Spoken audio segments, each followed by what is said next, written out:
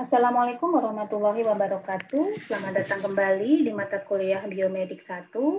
Pada kali ini kita sudah masuk ke sesi ke-13, di mana pada sesi ke-13 ini kita akan membahas mengenai protozoa yang bersifat sebagai parasit. Kita sudah membahas minggu kemarin mengenai cacing ya, di bagian paling kiri. Nah, sekarang kita akan membahas mengenai protozoa, di mana protozoa ini dibagi menjadi beberapa kelompok. Ada amoeba atau dalam beberapa referensi disebut dengan rhizopoda, kemudian flagellata, ciliata, dan sporozoa. Sebagai awal kita akan membahas mengenai ciri-ciri dari protozoa. Protozoa itu adalah hewan bersel satu, ada yang hidup bebas di alam, tetapi ada juga yang berupa parasit. Kemudian ukurannya kecil sehingga untuk pengamatannya diperlukan mikroskop. Kemudian bentuk tubuhnya ada yang lonjong, ada yang bulat, dan sifat tubuhnya adalah simetris. Mempunyai satu inti dan sitoplasma yang mengelilingi inti tersebut.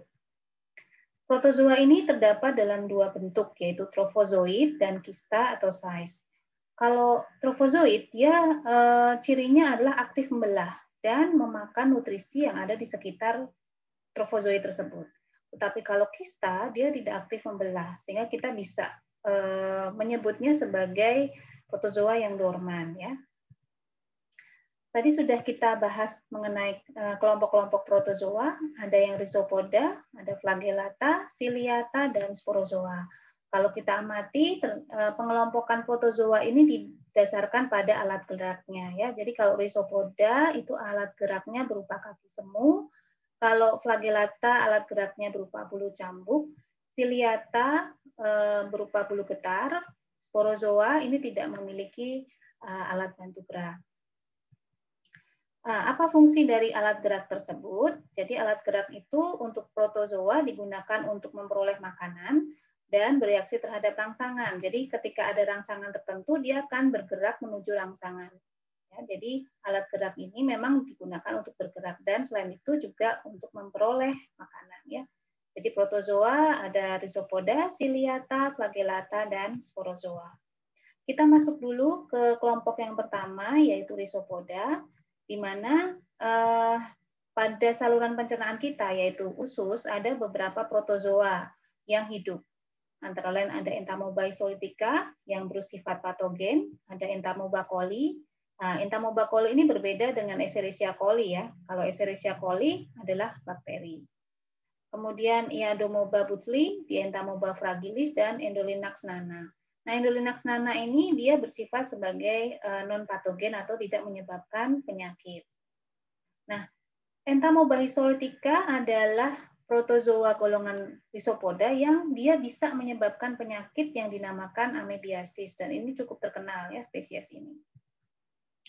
Jadi kita akan melihat bagaimana siklus hidup dari Entamoeba isolitica ya. Jadi kista yang sudah matang bisa di makanan atau minuman atau benda yang terkontaminasi tidak sengaja tertelan oleh kita ya. Jadi kemudian dia akan masuk menuju ke usus halus, maaf.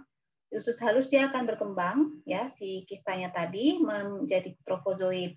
Nah, trofozoid ini kemudian bisa bermultiplikasi atau memperbanyak diri menjadi trofozoid baru, atau dia berkembang atau membentuk kista, ya, membentuk kista baru.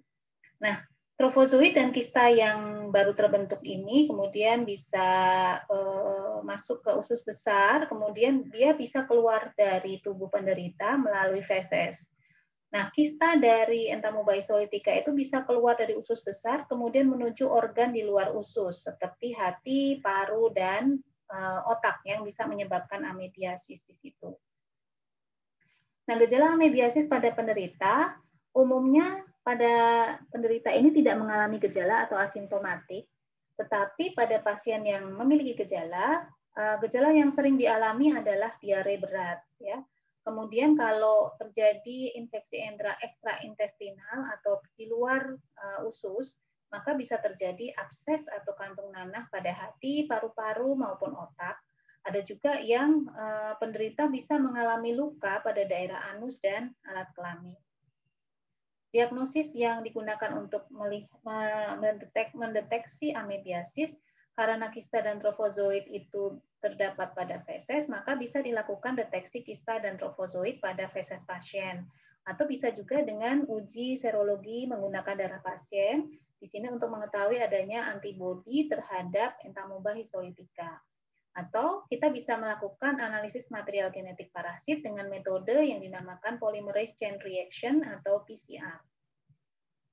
Pengobatan bisa dilakukan dengan menggunakan beberapa obat seperti metronidazol, diloxanate furoat, paromomycin, kloroquine maupun iodoquinol. Dengan pencegahan karena kista dan trofozoit itu ada di makanan atau minuman, atau kita memegang benda-benda yang terkontaminasi kista maupun trofozoit, maka pencegahan yang paling efektif adalah praktek hidup bersih sehat, sering mencuci tangan, ya, itu bisa mencegah. Kemudian tidak melakukan buang air besar di sembarang tempat. Tadi karena kita tahu kista dan trofozoitnya itu bisa keluar dari feses. Kemudian memasak makanan dan minuman hingga matang, sehingga kista yang mungkin ada di dalam makanan atau minuman itu bisa mati. Nah, kemudian kita masuk ke kelompok yang kedua, yaitu ciliata. Di ciliata ini, ciri khasnya adalah seluruh permukaan tubuh diselimuti bulu getar atau silia. Nah, ciliata ini merupakan protozoa yang terbesar pada manusia, ya, dibandingkan protozoa kelompok yang lain. Contoh spesies yang masuk dalam kelompok ini adalah Balantidium coli.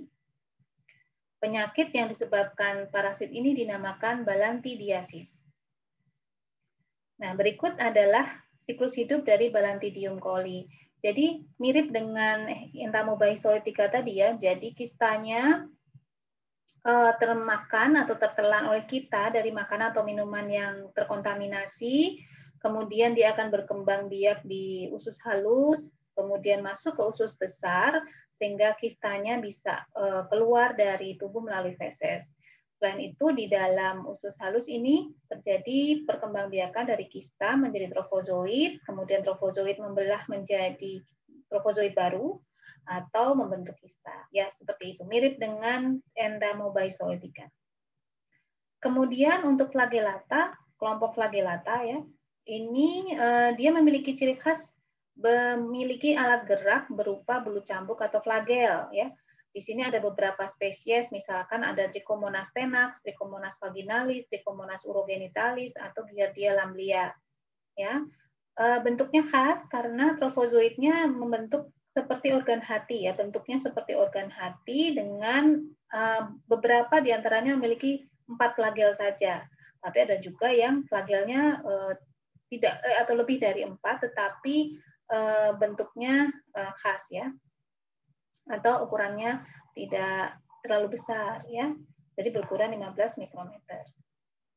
Nah, kalau Trichomonas tenax ini banyak hidup di rongga mulut yang kotor, ya, jadi tidak sering melakukan atau tidak sering gosok gigi, ya, sanitasinya kurang baik. Nah, ini ternyata beberapa penelitian menemukan adanya hubungan antara protozoa Trichomonas tenax dengan periodontitis, ya. Periodontitis itu penyakit pada gusi tetapi bisa berakibat pada gigi. Nanti bisa dilihat di modul. Kemudian ada juga Trichomonas vaginalis. Nah, ini merupakan protozoa yang bersifat patogen dan bisa ditularkan melalui hubungan seksual, ya, karena dia bisa hidup pada vagina dan prostat pria. Jadi infeksinya melalui hubungan seksual. Dan gejalanya yang paling sering terjadi adalah gejala seperti keluar lendir banyak dari organ intim wanita, kemudian panas dan gatal pada daerah alat kelamin wanita. Jadi siklus hidup Trichomonas vaginalis karena dia ditularkan melalui hubungan seksual atau sexual transmitted disease, maka protozoa ini hanya ditularkan melalui hubungan seksual. Jadi dia tidak memiliki siklus hidup di luar tubuh dari manusia, ya. Jadi mulai dari trofozoit, kemudian trofozoitnya itu akan berkembang biak menjadi trofozoit baru, ya. Nah, yang terakhir adalah kelompok sporozoa. Untuk kelompok ini dia tidak memiliki alat gerak, Dan beberapa spesies dalam kelompok ini merupakan penyebab penyakit malaria yang cukup berbahaya. Di sini ada Plasmodium vivax, ovale, malariae, dan falciparum. Dan diketahui bahwa Plasmodium falciparum itu adalah penyebab malaria yang paling berat dan sebagian besar infeksi dari Plasmodium falciparum itu bisa mengakibatkan kematian. Dan malaria itu ditularkan melalui nyamuk yang dinamakan Anopheles species. Siklus hidup Plasmodium falciparum karena dia bisa berkembang biak di nyamuk, maka ada dua siklus yang bisa kita lihat. Di sebelah kanan itu siklus hidup pada manusia, di sebelah kiri adalah pada nyamuk. Kalau pada manusia, nyamuk yang kelenjar ludahnya memiliki bentuk dari oosit dari si Plasmodium falciparum, kemudian sporozoid dari Plasmodium falciparum, maka sporozoid ini kemudian akan masuk, kita tergigit, kemudian sporozoidnya akan masuk ke hati, organ hati. Di dalam organ hati ini dia akan berkembang menjadi merozoid, ya, sehingga merozoid ini akan keluar dari organ hati dan menginfeksi sel darah merah. Kemudian di sini dia akan berkembang menjadi trofozoid, kemudian sizon, dan kembali menjadi merozoid, di mana merozoid yang sudah banyak ini kemudian merusak sel darah merah, pecah, ya, sehingga merozoid keluar, dia bisa menginfeksi sel darah merah baru. Demikian berlangsung terus, ya. Atau bisa juga merozoid yang ada di sini kemudian berkembang menjadi gametosit jantan dan gametosit betina.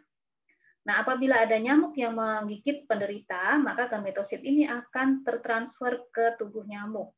Nah, di dalam tubuh nyamuk, si gametosit ini akan berkembang menjadi makrogametosit dan mikrogametosit. Ya. Kemudian keduanya akan, atau mikrogametosit, mikrogamet ya, mikrogamet akan membuahi makrogamet sehingga membentuk sigot. Kemudian sigotnya berkembang menjadi ookinet yang menempel pada dinding usus dari nyamuk, berkembang menjadi oosit.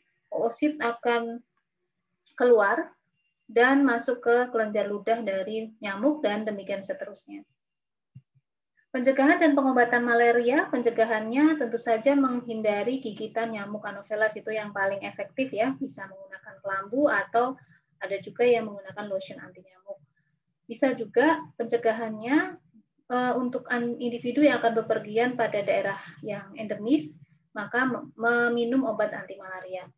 Pengobatan malaria sendiri, kita bisa menggunakan artemisinin-based combination therapy atau ACT dan obat anti malaria. Demikian perkuliahan kita kali ini. Wassalamualaikum warahmatullahi wabarakatuh.